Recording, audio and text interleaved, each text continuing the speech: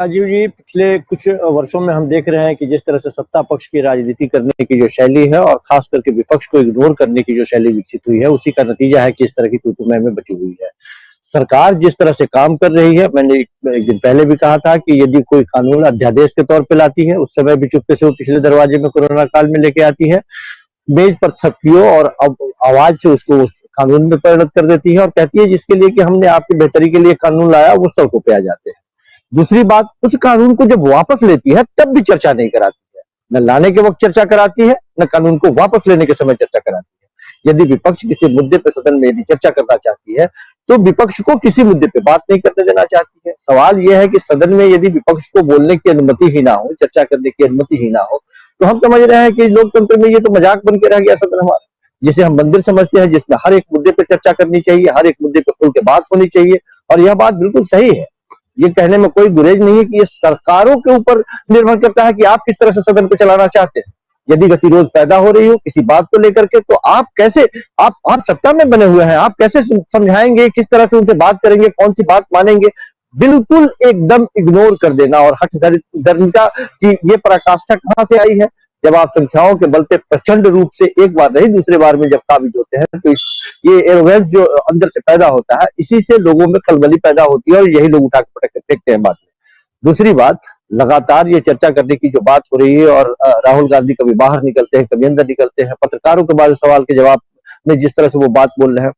साहब पूरे हिंदुस्तान की जनता जानती है कि सरकार के नीतियों, कार्यों और उनके उपलब्धियों के बखान करने के लिए पूरा मंत्रालय उनके पास, सूचना एवं प्रसारण मंत्रालय है। वो काम प्राइवेट चैनल वाले क्यों करते हैं भला? ये एक नई शैली विकसित हुई है कि प्राइवेट चैनल वाले भी उनके सुर में सुर, हाँ में हाँ मिलाकर के विपक्ष से सवाल कर रहे हैं। साहब, आप में जरा सी भी नैतिकता है तो आप सवाल सरकार से करें और सरकारी मुद्दे पर सरकार को घेरने का प्रयास करें। ये एक पक्ष बन के पिछले कुछ दिनों में, इसलिए मैंने कहा कि पिछले कुछ दिनों में ये दिखाई देने लगा है कि मीडिया का बड़ा बड़ा वो हाउस जो वो बहुत बड़े नाम वाले हैं, उन लोगों के पत्रकार जब आमने सामने जाते हैं तो वो उल्टा सवाल विपक्षी पार्टियों से, जो सत्ता में नहीं है, जिसके हाथ में कुछ नहीं है, जो सरकार को घेरने का प्रयास करे, महंगाई पर घेरने का प्रयास करे, जीएसटी पर घेरने का प्रयास करे, नोटबंदी पर घेरने का प्रयास करे, उल्टा वो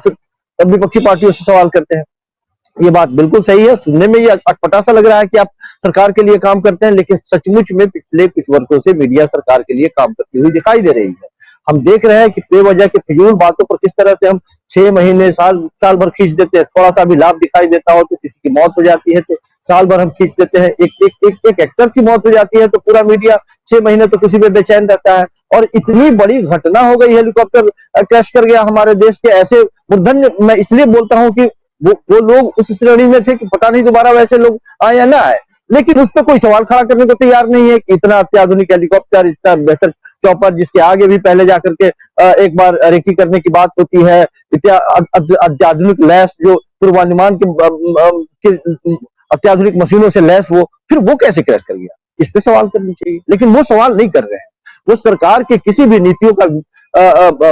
में से खामी निकालने की कोशिश नहीं कर रहे हैं। सरकार के हाँ में हाँ मिलाने की जो प्रवृत्ति है वो खतरनाक है। हमने पढ़ा है शुरुआती दौर में हमने कि पत्रकार की जो कोशिश होती है या पत्रकार का जो धर्म होता है, हमेशा सत्ता पक्ष के नहीं, विपक्ष जो लोग होते हैं, नागरिक होते हैं, उनके साथ होता है। वो हो सकता है कि 80% वो नागरिक गलत जा रहा हो, लेकिन जनमत यदि है, नागरिक यदि उससे गुस्साया हुआ है तो आपको उसके पक्ष में खड़ा होना होगा, उसकी आवाज को उठाना होगा। लेकिन बिल्कुल उल्टी दिशा में आज पत्रकारिता जा रही है। जाहिर सी बात है कि उसी का नतीजा है कि इतने तल्ख अंदाज में राहुल गांधी ये सवाल कर रहे हैं। लेकिन राहुल गांधी में एक सबसे अच्छी बात, पिछले कुछ महीनों में आप देखेंगे कि लगातार इतना प्रहार करने के बावजूद भी उनकी जो दिशा है, उस दिशा से वो डगमगाते हुए नहीं दिख रहे हैं। लगातार उसी लाइन पे चलने का प्रयास कर रहे हैं। वो कह रहे हैं कि हम हार जाए तो हार जाए, इस बार हार जाए, अगली बार हार जाए, लेकिन देश की जनता को हारने नहीं देंगे और उसके साथ हम लगातार खड़े रहेंगे। उनकी कोशिश लगातार ये। लोकतांत्रिक मूल्यों में सबसे ज्यादा आस्था दिखाने के लिए और प्रदर्शित करने के लिए देश के प्रधानमंत्री पहली बार सदन में घुस रहे थे तो अपना सर नवाते हुए वो तस्वीरें खिंचवा रहे थे,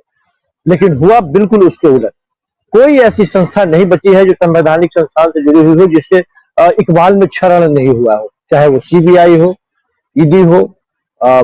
आरबीआई हो। देश के शीर्ष पे बैठे हुए अदालतों के जजों को हमने रोते हुए देखा, किस तरह से असहाय थे। जब तक अदालत की फटकार नहीं लगती है तब तक चुनाव आयोग को भी हमने देखा कि किस तरह से मूक दर्शक बन के वो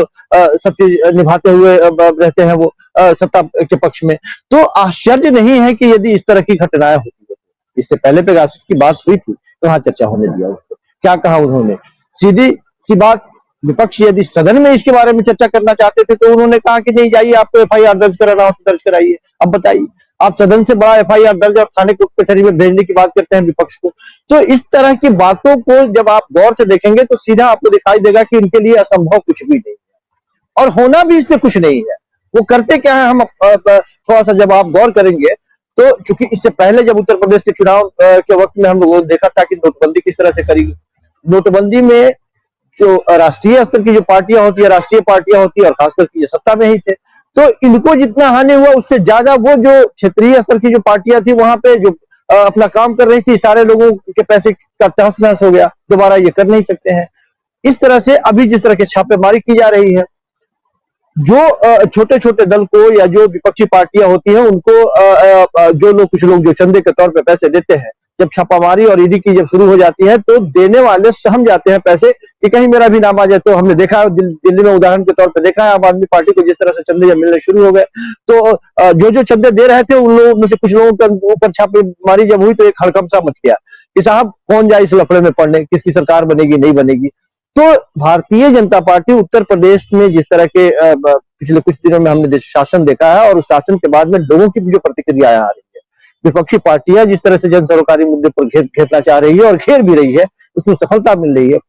और लोगों के जहन में ये बात अब घुस रही है कि ये अपने मन मुताबिक जो चाह रहे हैं वो कर रहे हैं। यदि विपक्षी पार्टियां बीच में संजीदगी के साथ नहीं आए और मुद्दों को लेकर के सड़कों पे नहीं उतरे, तब तक अदालतें भी संज्ञान नहीं लेती हैं और ये अपने मन से जो चाहते हैं वही करते हैं। कई ऐसे मुद्दे हैं जिस पर हमने देखा कि सरकार के रुख से कुछ और निकल रहा था और विपक्षी पार्टियां सड़कों पे आई, अदालत ने फटकार लगाई, बिल्कुल उसके विपरीत परिस्थितियां सामने नजर आई और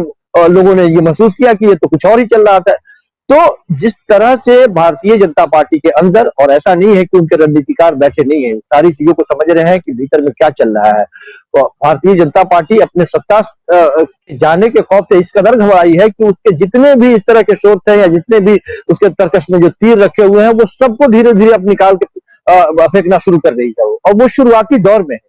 ये कोई इसी पे बात रुक जाए टिक जाए ये जरूरी नहीं है। यदि ये टेप की बात हो तो वो ये यदि अखिलेश यादव यदि ये बात कह रहे हैं तो कहीं ना कहीं कोई ना कोई उनके तरफ एक सूचना आई होगी जिसके आधार पर वो कह रहे होंगे। और ये बात भी बिल्कुल सही है कि पूर्ववर्ती जिस तरह से उनकी कार्यशैली रही है,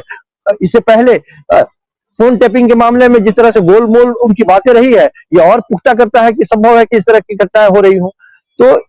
भारतीय जनता पार्टी के लिए असंभव कुछ भी नहीं है। लेकिन सबसे बड़ी बात यह है कि विपक्ष जो है वो कम से कम भारतीय जनता पार्टी को जन सरोकारी मुद्दों पर इस कदर घेर दिया है आज के वक्त में